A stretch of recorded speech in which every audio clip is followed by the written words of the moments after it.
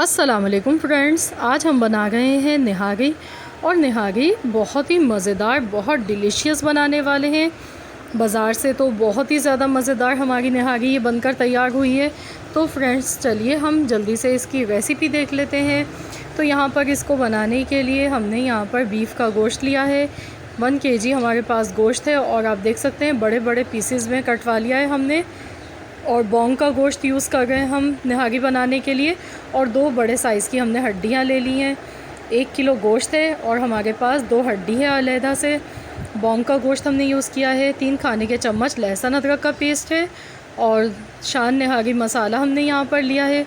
तो आज हम शान निहारी मसाला से निहारी तैयार करेंगे। तो मसाला शान का होगा और तरीका हमारा होगा। तो फ्रेंड्स आप रेसिपी को पूरा फुल वॉच कीजिएगा।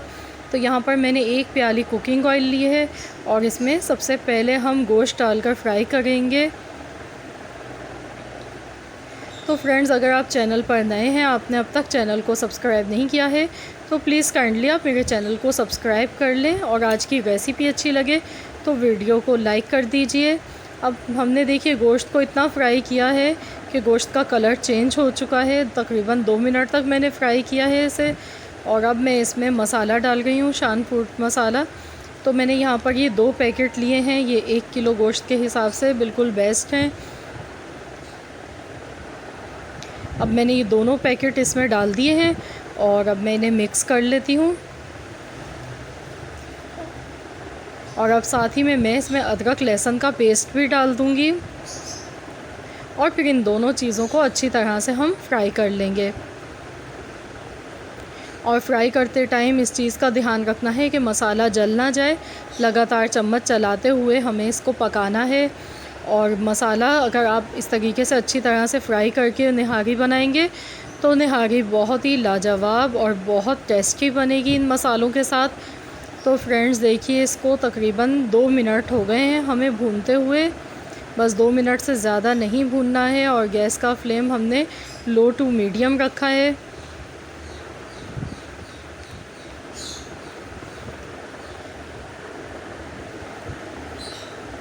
2 मिनट तक देखिए हमने इसको अच्छी तरह से भून लिया है। और अब हम इसमें पानी शामिल कर देंगे। तो मैं यहाँ पर तकरीबन 10 गिलास पानी के डाल गई हूँ।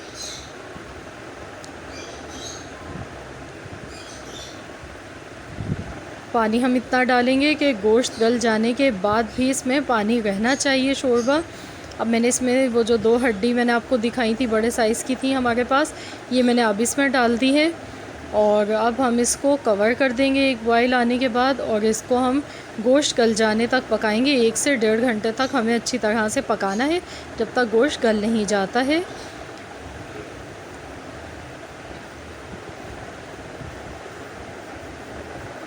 तो फ्रेंड्स देखिए यहाँ पर 1.5 घंटा हो चुका है हमें पकाते हुए। और मैंने चेक कर लिया था, गोश्त गल चुका है। 1.5 घंटा हमें लगा है इसको गलाने में। और निहारी आप जब भी बनाएं तो आप बॉन्ग का गोश्त इस्तेमाल करें, इससे निहारी बहुत ज़्यादा अच्छी बनती है।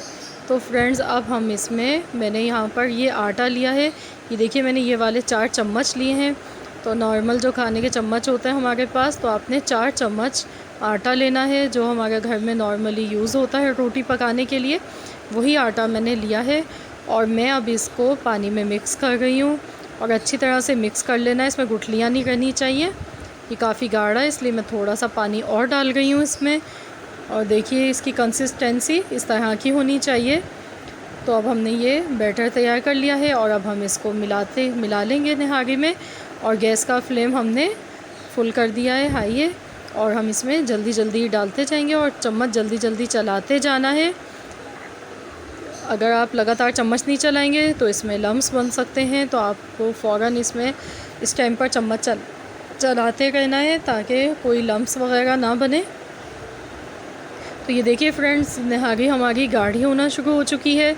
और आप जितनी कंसिस्टेंसी पसंद करते हैं, जितना गाढ़ा आपको पसंद हो कि इसकी ग्रेवी बने, आप उसी हिसाब से इसमें आटा मिला सकते हैं। तो मैंने नॉर्मल ही डाला है क्योंकि बहुत ज़्यादा मुझे ज़्यादा भी बहुत गाढ़ी हो जाए तो अच्छी नहीं लगती है। तो हमने जैसे नॉर्मल ही रखा है इसको, ताकि इसका टेस्ट बहुत अच्छा है निहारी का बनने के बाद। तो अब मैं इसको दोबारा से कवर कर देती हूँ लो टू मीडियम फ्लेम पर। हम इसको आधे घंटे तक पका लेते हैं। तो फ्रेंड्स, आधा घंटा हो चुका है निहारी को पकते हुए, और अब मैंने यहाँ पर आधी प्याज काट ली है मीडियम साइज़ की। थोड़ी सी अदरक, हरी मिर्च, हरा धनिया और नींबू हमने इस तरीके से काट ली हैं। तो हम ये चीज़ें बाद में गार्निश के तौर पे इस्तेमाल करेंगे। और प्याज को हम फ्राई कर लेते हैं। मैंने मीडियम साइज़ की प्याज ली थी, उसमें से आधी प्याज को मैंने इस तरीके से बिल्कुल बारीक काट लिया है और प्याज को गोल्डन कलर आने तक फ्राई कर लेना है। आधी प्याली मैंने कुकिंग ऑयल लिया था इसको फ्राई करने के लिए। तो फ्रेंड्स, ये देखिए यहाँ पर आधा घंटा हो चुका है निहारी को पकते हुए, और ये मज़ीद गाढ़ी हो चुकी है।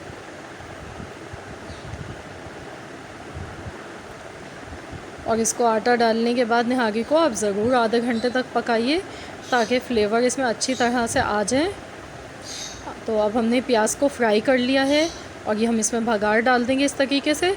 और आखिर में भगार लगाने से ये होता है कि निहारी जो है वो बहुत ही जायकेदार, बहुत मज़े की बनती है। आप चाहें तो देसी घी से भी भगार लगा सकते हैं। अगर आप देसी घी से भगार लगाएंगे तो बहुत नहायत ही उम्दा निहारी बनकर तैयार होती है। तो फ्रेंड्स, अब मैं इसको कवर कर देती हूँ, और आधे घंटे के लिए बिल्कुल हल्की आंच पर, लो फ्लेम पर हम इसे पका लेते हैं। ये देखिए फ्रेंड्स, इसको पकते हुए आधा घंटा हो चुका है। मैंने बिल्कुल लो फ्लेम पर पकाया है, और आप देख सकते हैं ऑयल भी सेपरेट हो चुका है, और हमारी बहुत ही मज़ेदार सी निहारी बनकर तैयार हो गई। अब हम इसको डिश आउट कर लेते हैं। तो ये देखिए फ्रेंड्स, हमने डिश आउट कर लिया है। अब हम इसको गार्निश करेंगे। तो मैं इसको हरा धनिया, अदरक, हरी मिर्च और नींबू से गार्निश कर दूँगी। तो फ्रेंड्स, आप इसको ज़रूर बनाइएगा, ट्राई कीजिएगा। और निहारी नाश्ते में भी बहुत मज़े की लगती है। आप इसको any time, dinner, lunch, breakfast, जैसे आपका दिल चाहे आप बनाएं, एंजॉय करें। बहुत टेस्टी, बहुत मज़े की बनी है। तो आई होप आपको मेरी रेसिपी अच्छी लगी होगी।